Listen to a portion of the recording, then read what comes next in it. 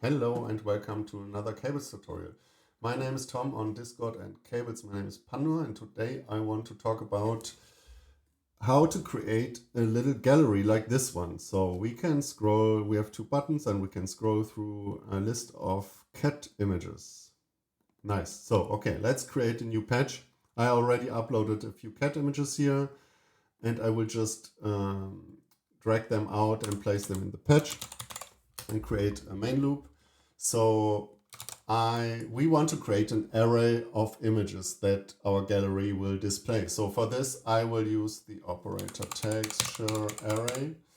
There are other ops that are maybe more flexible if you want to build this. So you can have a look at texture array from texture array loader and texture array loader from array. So this one, they give you the option to load images more dynamically. But we will just do this in a very hard-coded way, basically. And we will just connect those cat images here, and then we will get an array out with images.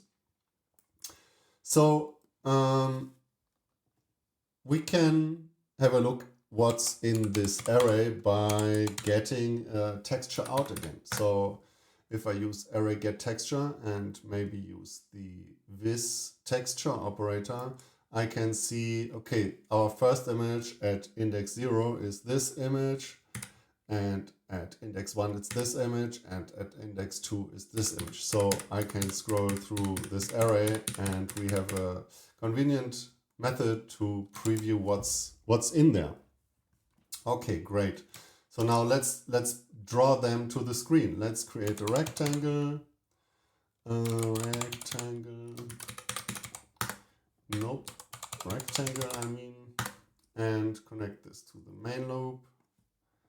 Now to put something on the rectangle we need a material. So for now we will use the basic material. We don't need shading or anything, and we will connect this to the array get texture, and now I can change this index and we will see different cat images depending on the index. Okay, so the cat is a little bit stretched out, so we have to change the aspect ratio of this rectangle. You could also get the aspect ratio from the texture up and connect it to the rectangle if you want. But we will do it this way for now. Okay, let's add a scale so we can scale up the rectangle a little bit. So it's a bit bigger.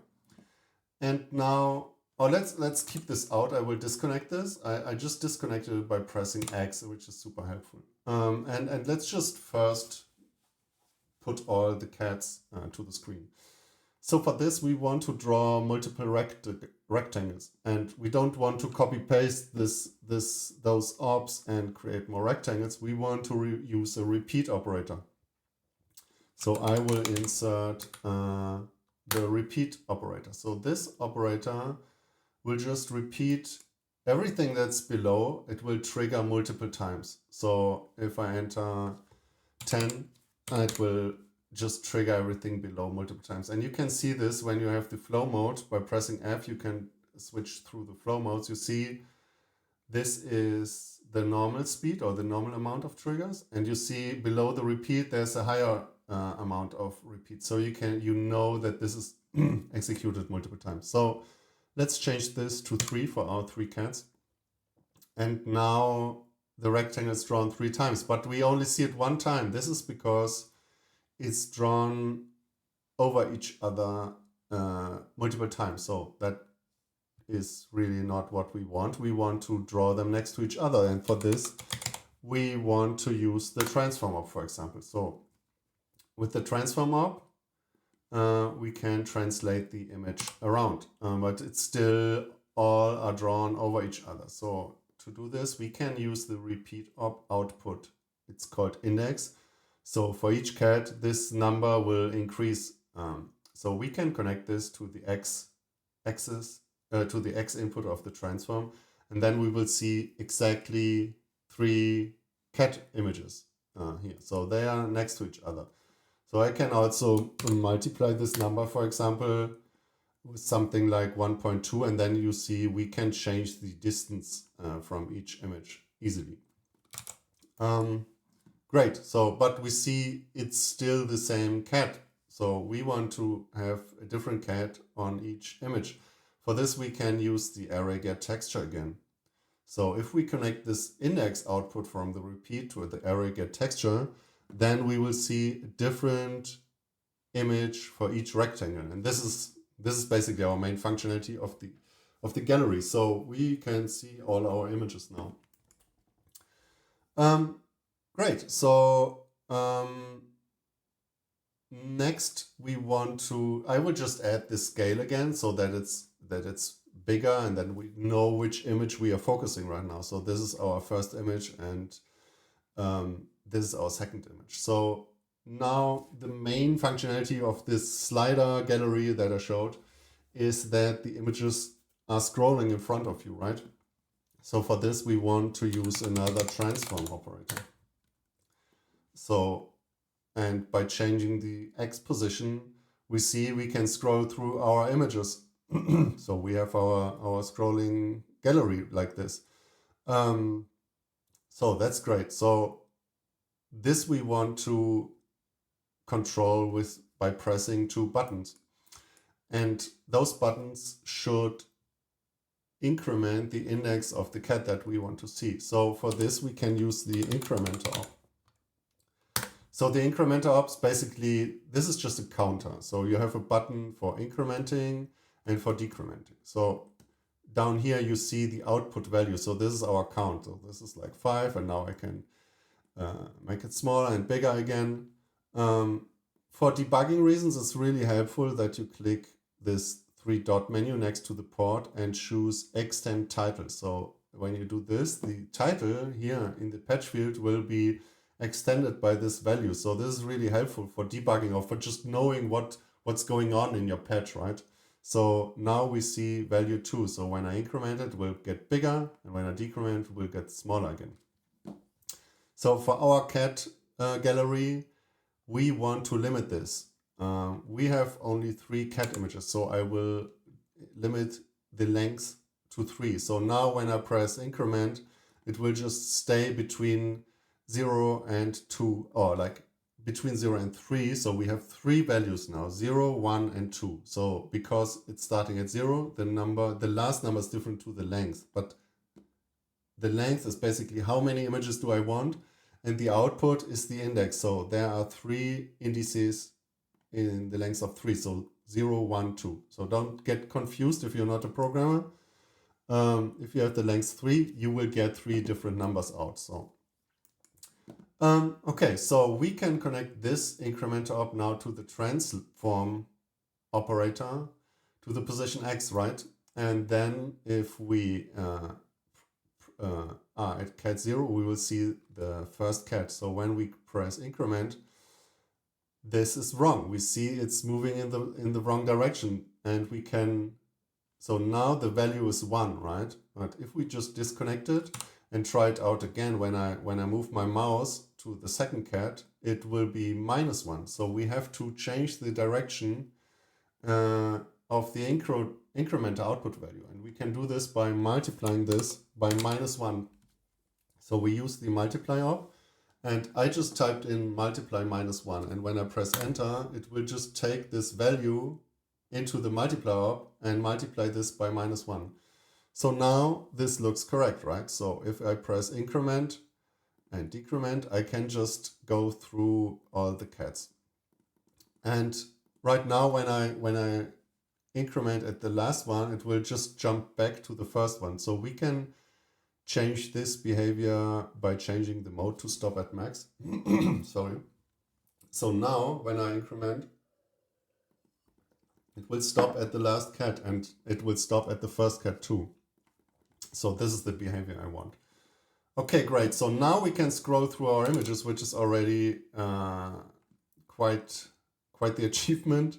But it's a bit boring. It's just going step by step, right? We want this to be nicely animated. So to smoothly animate a value, we can use the smooth operator. So we can add this and plug in this value into the smooth operator and the output to the translate again. And the smooth operator needs to be in here, so it gets updated every frame, every animation frame that we draw. And now when I press the incrementer, we see there's already a smoother movement. So I just want to create make this value bigger so the animation takes longer and it's more smooth.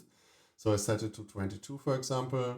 And now when I press decrement or increment, it's really slow and smooth. Maybe a little bit too much. Let's change it to 15. Yeah, so let's use this value. So we can scroll through our cats. Nice. So this smooth operator gives us a lot of functionality that we can use for our output down here. We can, for example, let me just move this multiply by -1 down below the smooth, because we want to use this value for something else.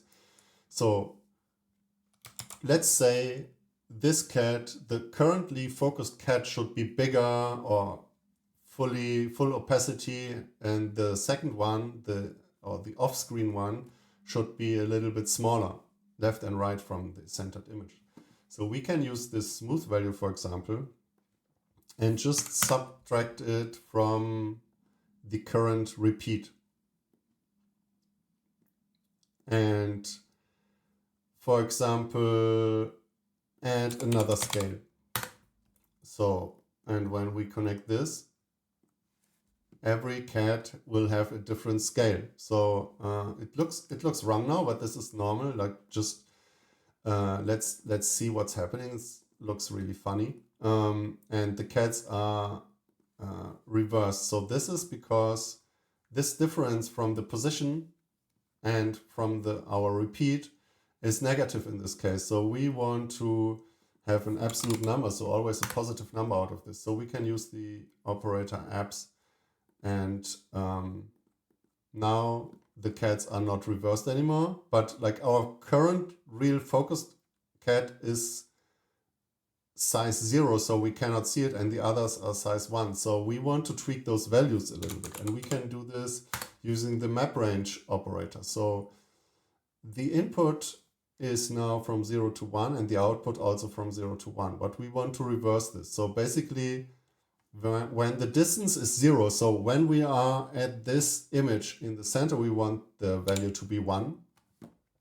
And when the distance to the image is greater than 1, we want a smaller value. So I can just use the scroll wheel and scroll down, and then I can make those images smaller by just changing the new maximum scale to a smaller value. And now when I use the incrementer, you will see the center image will grow and the other images are smaller. So pretty cool. So we have a lot of functionality with this. So we can make them even smaller. So now they are a little bit too much out of the way. So I can use this multiply that we had here to make this value smaller, and then they are closer to each other, and then you see the scale animation suddenly makes sense. So you can do a lot with this. Like, you can, for example, connect this value to the rotation Y, for example. So I use this one. So this is still has the negative numbers in there, and now when I increment, it will be rotated. So, but we will not see it because we need a bigger rotation number. So I will multiply this by 50. So each step is rotated 50 degrees. You can already see it there. So now when I scroll through it, it will be rotated, and like our center images is a still image, and the other ones are rotated a little bit, and they are rotated in different directions. This is because of the negative number.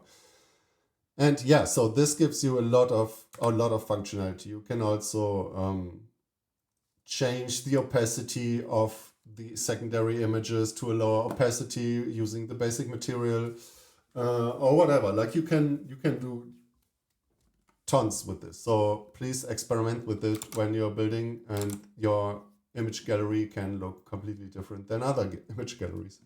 Okay, great. So one thing, the last step that we want to add is a nicer way to interact, because if you put this on your website, you will, like, the users cannot click the incrementer buttons. So for this, we can either use this sidebar or we can put our own buttons here. And I want to go the extra way and add our own buttons using HTML operators. So what we did now, this technology is called WebGL. So this is the main thing of cables.gl. It's rendering in 3D space those images. But for interaction, it's often really helpful to use HTML. So really, like this dialog, for example, is built out of HTML. So this is like the native browser technology to do to display text or images or just rectangles or something. So we will use a different technology for this. So we can use the element operator for this, and this will just create a new HTML element. And to make this visible, we use the operator CSS color. So now we have a nice big rectangle there. We can use the element CSS border operator to make this like have rounded corners. And in the element op, I want to just change the size to, yeah, maybe like this, to this shape. So this could be our button. We could also change the border color using this op too. So it's maybe it will be look better if you have a really wide image. You can just create this border. And you see this element op has an output called clicked. So we can use this and connect this to the increment button, for example. For this, the element has to be interactive. So make sure this is set to true, the interactive part. So now I can click this button and we see we can increment and go through our gallery. So let's add another element and connect this to the decrement button. So we can transform elements around using the element CSS transform operator. So with this, we can put this one here. And now when I click this, it will go into the other direction. So we have our buttons. So nice. So now we have our buttons and can scroll through the images. So one last thing that I want to show is those buttons should be centered on the left and right and centered on the vertical axis. So we can, for this, we could transform this and calculate our pixels to reach this exact point by using the size of the canvas or something. But there's an easier op now for this. This op is called align element. So, and align element takes two HTML elements and they will align the second one to the first one. So our button is basically the second one and our first will be the canvas. So the whole area that we are using in the patch. So for this, we can use the op canvas info.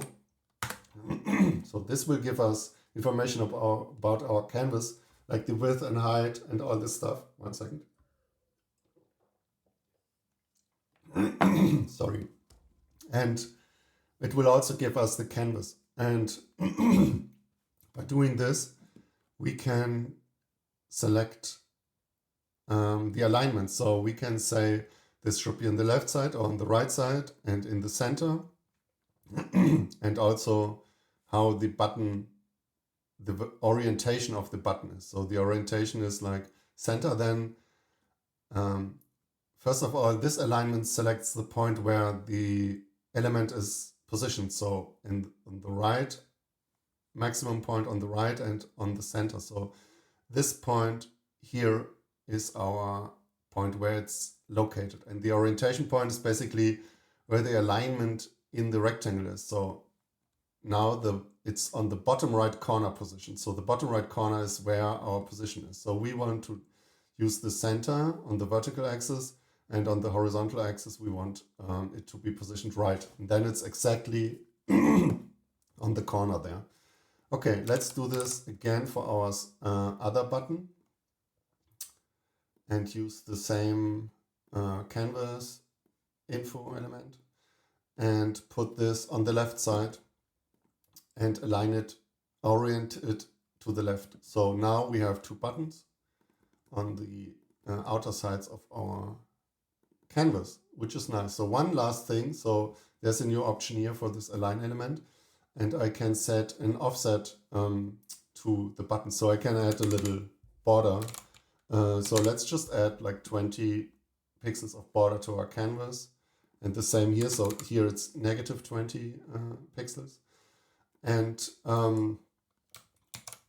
now we have those nice buttons here. And one other problem that is there, they are not really reactive. So when I change our canvas, you see our cat images, they are scaled relative to the canvas, but our buttons are not, because they are right now not updating. So this canvas info also has this resized output. So every time the canvas is resized, it will trigger this output, and we can connect this to the align element force update port.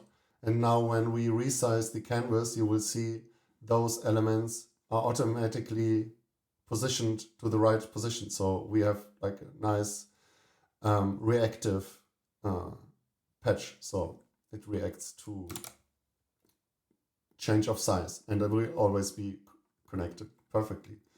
Okay, so this is our gallery. I think the amount of ops is okay. It's really not too big. And yeah, I hope you try it out. This patch, so this tutorial was made because there was a question on Discord about how to do something like this, and we realized we don't have a nice example for a gallery like this, so I did this tutorial. So if you have other ideas for tutorials, let us know, and then we will do it.